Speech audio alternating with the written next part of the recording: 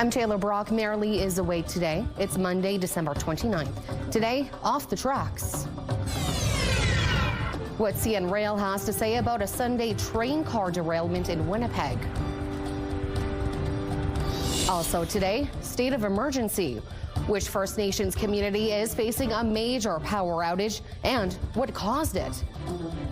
Plus, parliamentary passion. We in this House, we in this chamber have a duty to protect the people. Why youth are filling Manitoba's legislative chamber and what the program hopes to accomplish.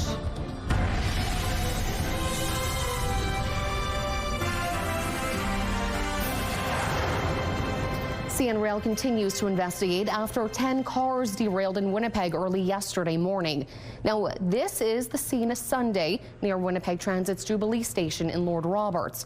Crews could be seen using cranes to maneuver the toppled over cars. CN says the derailment happened around 3 a.m. According to the company, no dangerous goods, fires, injuries or leaks were reported, and there was no threat to public safety. CN says it's still trying to figure out why it happened. Mounties are investigating after human remains were found after a house fire broke out in the Interlake on Christmas Eve. RCMP say officers were sent to a home in a rural area near Narcisse for a well-being check around 10 a.m. There, they found a home burned to the ground. RCMP say a neighbor told officers a 69-year-old man lived there alone. Human remains have since been found in the rubble. The investigation is ongoing, but at this time, the fire is not believed to be suspicious. Separately, RCMP say the death of a woman in southern Manitoba is considered suspicious. The morning of December 24th, Mounties say they were called to a home in St. Malo for an unresponsive woman. There, they found a 55-year-old woman dead. The RCMP's Major Crime Services is investigating. Anyone with information is asked to contact St. Pierre-Joly RCMP or Crime Stoppers. A major outage of power is prompting a state of emergency in the First Nations community in northern Manitoba. Chief David Monius of Pimicikamak Cree Nation made the announcement on social media, saying the loss of power for the community poses a serious risk, particularly for elders and those with medical conditions. Meantime, Manitoba Hydro says the outage being late Sunday night and a helicopter crew spotted the source of the outage today. The Crown Corporation says a 1,000-foot stretch of line crossing the Nelson River has gone down, and crews with specialized equipment are en route. There is currently no estimated restoration time. The holiday season is a time known for generosity and charity, and one local nonprofit says it's in need of some of that holiday cheer to help more vulnerable residents in the city. So we have our mobile outreach vans on the road 24/7, 2 of them right now during the winter months. We also offer emergency shelter for people experiencing homelessness, and our shelter is located right downtown at the corner of Main and Logan, and we have 120 beds for overnight sleeping, and then we're open for daytime drop-in as well. Those are just some of the ways Main Street Project is helping Winnipeggers in need. However, Cindy Titus with Main Street Project says they are short on donations for this time of year. She says the Centre's board of directors is making personal contributions to match donations up to $20,000 for the rest of December. To find out how you can help, including how to donate, visit mainstreetproject.ca. And Operation Red Nose is also putting out a call for help this holiday season. The free designated driver program says it's short about 1/3 the volunteers needed to handle the expected call volume on New Year's Eve. The nonprofit says it's in urgent need of assistance, adding it needs 60 more volunteers. In 2024, the program gave just over 1,100 safe rides across Winnipeg. Those interested in helping can visit rednosewinnipeg.ca. And Christmas is over, and that means it's time to consider giving your Christmas tree a second life. The City of Winnipeg's 10 Let's Chip In depots are open as of Saturday, allowing residents to bring their Christmas trees. But before doing so, the city is asking residents to remove all decorations, lights, plastic bags and tinsels. So it says also to remove the tree stand and only bring real trees. The city says the trees will be turned into wood chip mulch. That mulch will be available in early January at temporary depots and will be free for Winnipeg residents. The city is also reminding residents to bring their own shovel and containers for the mulch. A full list of the depots is up on the city's website. According to the city, the program began in 1991 and has recycled more than 430,000 trees so far. The Legislative Assembly may have wrapped up its session for the year, but that doesn't mean the Legislative Chamber has gone quiet. We in this House, we in this chamber have a duty to protect the people. The Youth Parliament of Manitoba started its 104th session at the legislature on Friday. Their session will sit until Tuesday.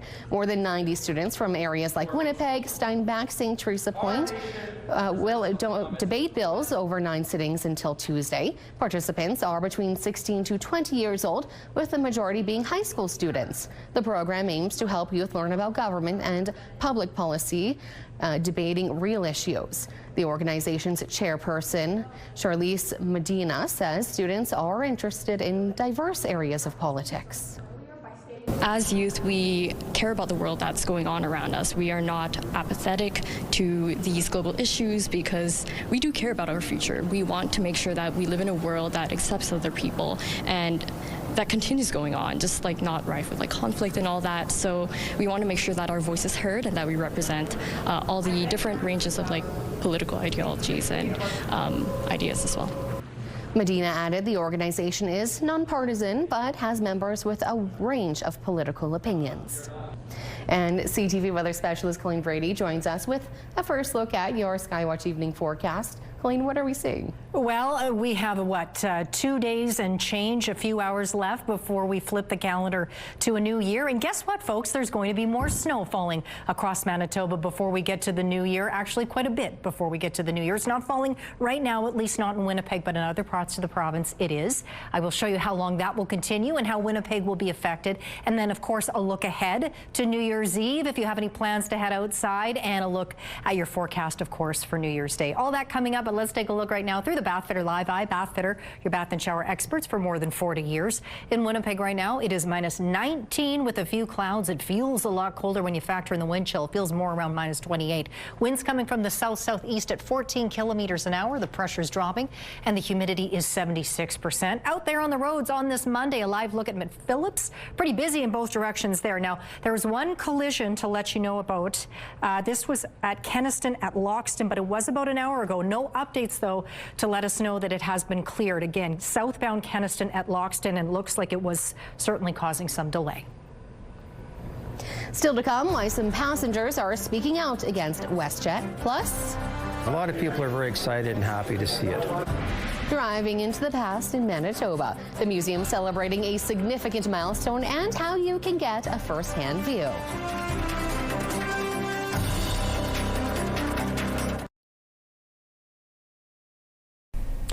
It's the latest push by Lululemon founder and the company's biggest shareholder, Chip Wilson. Wilson has nominated 3 director candidates to the company's board and says he believes shareholders won't trust any CEO that's picked by the current board. This comes after Calvin McDonald, the outgoing CEO, announced he will be stepping down in the new year.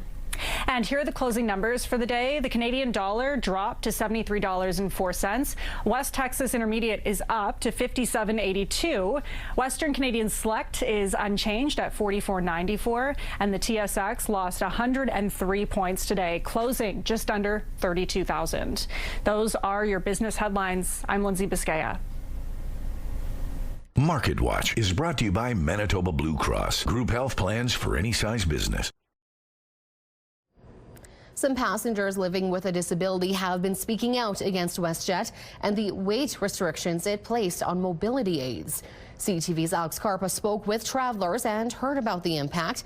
They say the airline's rules are causing lots of frustration. Travel has always been a big part of Charisse Griffin's life. She's flown countless times with WestJet before and never had any issues. That is, up until this year. The airline's weight restriction policy for power wheelchairs has made flying much more difficult. A lot of hassle. It's been frustrating and angry. WestJet has a cap of 300 pounds for mobility aids on the vast majority of its aircraft. Griffin says this limit is a barrier for many power wheelchair users. Majority of power wheelchairs, like mine, are over 300 pounds. Former MP Stephen Fletcher says he was told by an airline agent last February that they would not be able to carry his wheelchair on a flight from Winnipeg to Toronto due to its weight. WestJet has invented a policy that discriminates. Fletcher filed a regulatory complaint with the Canadian Transportation Agency. In a documented response, the airline said accessibility regulations allow it to refuse transport of heavier mobility aids. The document also states that power wheelchairs would, quote, jeopardize aircraft airworthiness. That is a very serious thing to say, because if it's true, then we have an international crisis. We reached out to WestJet to get a better explanation of their decision, but have not received a response. For Griffin, the message to the airline is simple: change the rule. All I'm looking for is equal access so that I can fly on the same carrier that you can. Griffin says flying is already difficult enough for her in the situation she is in, but says this rule makes it far more stressful and uncomfortable. Alex Carpa, CTV News, Winnipeg. The Winnipeg Jets are hoping for a home ice win against the Oilers tonight to put an end to their 5-game losing streak. At the end of the day, it's about sticks. It's about, getting ourselves in the right position body-wise. The other side is when you get a chance to clear pucks, or you get a chance to win some face-offs, get them down the ice, you get a chance on the entries of not allowing clean entries, hopefully make them chip it or rim it. Those are the moments where you can hopefully jump on them and try to get them, have them be in kind of somewhat of a scramble mode. The team narrowly lost their last 2 games that went into overtime, both ending 4-3. The Jets currently rank second last in the Central Division and third last in the league, though the team might not be a close contender for the President's Trophy. Head coach Scott Arniel is not ruling out playoffs. We look at Florida a couple years ago, barely having to get in the last game of the year and then going to the finals. I mean, that's all part of it, is give yourself a chance. We've got to eliminate 8 teams in the West. We've got to find a way. Meanwhile, the Edmonton Oilers will be trying to avoid a 2-game losing streak tonight with a victory. Puck drop in Winnipeg is at 6:30. The Hockey Report, brought to you by Santa Lucia Pizza. Check out the game day special. A museum in Headingley opened its doors to bring its residents back in time. Jim's Vintage Garages is a museum in Headingley Heritage Centre. It's an annual holiday open house, showed collection of signs, license plates, antique vehicles, and gas station memorabilia on Saturday. This year is the 20th anniversary since the museum opened its doors, showcasing its unique collection to the public. You can see replica storefronts of vintage gas stations like White Rose, North Star, and Prairie City Oil. It doesn't end there. Even gasoline pumps, gas caps, and station uniforms are on display. The museum's chair says the museum's collection is a talk starter among community members.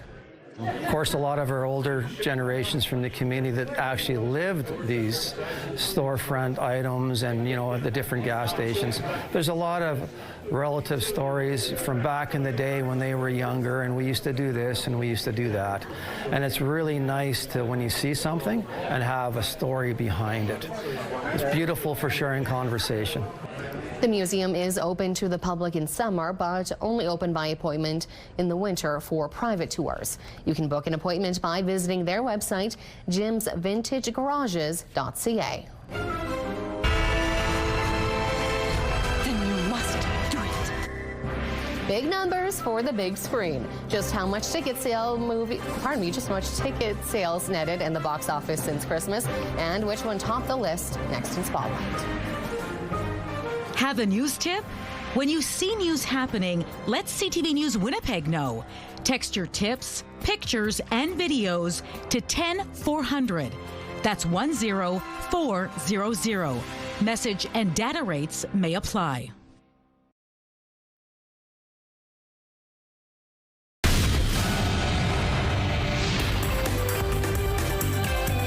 Spotlight, sponsored by the Casinos of Winnipeg, presenting the incredibly hip and the Stoneheads. Colleen Brady has your spotlight today. And Colleen, I understand Hollywood wrapped up a turbulent year with big ticket sales. Did it ever, Taylor? And that includes the latest James Cameron epic and a hit for Timothée Chalamet. If there's something you can do, then you must do it. As expected, Cameron's Avatar: Fire and Ash dominated ticket sales, collecting $88 million US over the 4-day Christmas to Sunday period. Chalamet's Marty Supreme, about a 50s-era ping-pong hustler, outdid expectations, raking in $27.1 million. That actually overtook the film analysts expected to take the second spot. Anaconda, the big screen comedy starring Jack Black and Paul Rudd, collected $23.7 million. Well, Colleen, speaking of Hollywood, a famous actress and animal rights activist has died. That's right. Brigitte Bardot of France died yesterday. Bardot became an international celebrity and global sex symbol in the 50s and 60s when she starred in more than 24 films. In 1969, her features were chosen to be the model for Marianne, the national emblem of France. Bardot retired from acting in the early 70s, turning her focus to animal rights. Bardot faced criticism in her later life for supporting far-right political parties and criticizing immigration into France. She was probably, along with Catherine Deneuve and Gerard Depardieu, probably, and Alain Delon, there were a number of them, but probably one of the most famous figures of the 50s and 60s to come out of the French film industry. And I've got a great quote here from Charles de Gaulle, who called her the French export as important as Renault cars. Fans of Bardot laid flowers under her statue in Saint-Tropez Sunday. The statue was inaugurated in 2017 to mark Bardot's 83rd birthday. A spokesperson for her foundation says she died at her home in southern France and did not provide a cause of death. Brigitte Bardot was 91 years old. Well, Taylor Swift, Colleen, I hear, is supporting the fight against heart disease and stroke in honor of her dad. That's right, Taylor. It comes after the American singer-songwriter made a major donation. Swift gave $1 million to the American Heart Association. Her dad, Scott Swift, underwent a quintuple bypass surgery earlier this year. The CEO of the American Heart Association told People magazine that Swift's remarkable generosity will create lasting change far beyond its financial value. Also this holiday season, Taylor donated $1 million to Feeding America, a nonprofit network of 200 food banks in the U.S. Thanks, Colleen. You're welcome. Settle in for some Monday Night Football. At 7, the LA Rams take on the Atlanta Falcons in NFL action. And E-Talk wraps things up at 10:30. It is all right here, of course, tonight on CTV. A live look now at Donald Street, a steady stream of headlights there in both directions. Likely folks starting to make their way into the downtown area ahead of tonight's game. Minus 19 degrees outside with the wind chill. It feels like minus 28. I will have that New Year's forecast coming right up.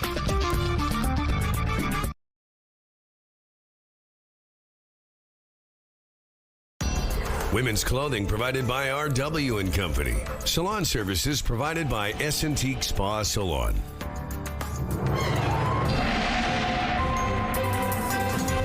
CTV Skywatch weather brought to you by South Beach Casino and Resort. Visit southbeachcasino.ca. CTV weather specialist Colleen Brady has your complete Skywatch forecast. So, Colleen, can I now put my shovel away? Oh, I wouldn't if I were you. This snow over the last, I don't know, going on a couple weeks, on again, off again, I know is making those snowmobilers happy. The shovelers, maybe not so much, but hang on to those shovels because you will need them depending on where you are in the province. There's some light snow falling around Dauphin right now, but further north, Flin Flon, The Paw, Thompson, those are areas in the north where snow is falling, other areas as well. Next door in northwestern Ontario, a little clearer on the satellite radar anyway. Those winds coming into Ontario out of the west-northwest, and up in the north, as I mentioned, there's snow falling in parts of that half of the province. Also, the wind chill values are a little on the chilly side across the north. It feels right now like minus 33 in Lynn Lake, Thompson with that snow falling. It feels like minus 29 here in the south. Wind chills are in the upper minus 20s for most of us. Feels like minus 21 in Brandon. Here in Winnipeg, it feels a touch colder. I'd say more than a touch. It feels more like minus 27, and it does. I was out there earlier. That snow continuing to fall tonight across much of the north. Now, it looks like Thompson is right in the bullseye of where the most snow is going to fall. Snow's already been falling this afternoon, and another 5-10 centimeters is possible for that community. Norway House more around 5, but we'll see that snow continue to fall further into the southwest tonight. Then once we get around midnight or so, that snow is going to spread eastward across most of Manitoba, as you can see, including Winnipeg and the Red River Valley. But as the snow moves in overnight, the temperatures will be rising around much of the province, certainly through central regions for the most part, much of the south, not everywhere. But look at this, the southwest corner, watch out for some freezing rain. That is indicative of rising temperatures. So you'll see some temperatures warming up there. Now we'll see the temperatures get all the way up into the minus single digits tomorrow, folks, here in the south anyway. That snow will end in the morning for most of us here as it moves further off into Ontario. And then we'll see a little bit more come through by the looks of it Tuesday late at night, overnight into Wednesday we go.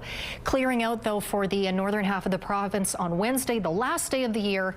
And for tonight, the reason why you see the asterisk, I know folks usually ask me this, it means the temperature is going to be behaving not how it ordinarily would for the time period. So tonight, instead of falling, the temperatures will be rising throughout the night. So we should land around minus 11 by morning. Light snow moves in overnight. That's when we'll start to see the temperatures rising. Minus 7 is our high tomorrow. Light snow is possible in the morning. It's a pretty good possibility. It's just how long into the morning will it last. Winds will start to pick up out of the northwest with some wind gusts. That's the passage of the low pressure system.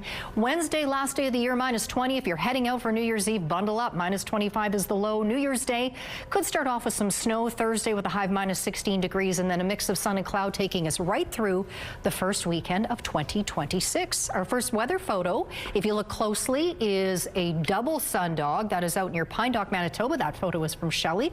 Very lovely, as is this sunset that Tracy captured south of Rapid City. Email us your weather photos to winnipegweather@ctv.ca. The CTV Skywatch Pick of the Day is brought to you by the Manitoba Chiropractors Association. We've got your back. It's almost the new year, and many folks are gearing up to get back into shape, including these pandas. Now, at the Quinling Giant Panda Research in Northwest China, they're busy doing their winter physical training. The goal is to build strength and their immunity systems. Actually, they're motivated by carrots, which are used to get pandas to stand up and stretch. They train for about 5 to 10 minutes twice a day. Not a bad amount of physical exercise for a panda. And enticed by carrots. I don't think it would do it for me. I don't think it would for me either. Okay. Good for them. Well, we'll see you back here at 6 o'clock. CTV National with Sandy Ronaldo starts now.